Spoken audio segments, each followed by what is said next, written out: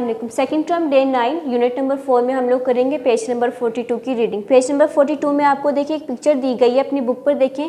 Window 10 desktop का आपको बताया कि उसमें कौन कौन से आइकॉन्स होते हैं। डिस्क पीसी होता है, रिसाइकल बिन होता है, माइक्रोसॉफ्ट एज होता है, टास्क व्यू होता है और इस तरह की स्टोर। जितनी भी आपको छोटी छोटी पिक्चर्स दी गई हैं आपने इन्हें अच्छे तरीके से याद करना है, क्योंकि एक्सरसाइज में इसके एक सेपरेट से क्वेश्चन बना हुआ है। अब वो आपको बता रहे हैं आइकॉन्स ऑन डेस्कटॉप। डेस्कटॉप के ऊपर जो आइकॉन होते हैं वो कौन कौन से होते हैं और वो क्या होते हैं। जो छोटी तस्वीरें होती हैं डेस्कटॉप के ऊपर उससे हम लोग आइकॉन कहते हैं, जिसमें आपका दिस पीसी होता है, स्टोर होता है, रिसाइकल बिन होता है, फाइल एक्सप्लोर होता है, माइक्रोसॉफ्ट एज होता है।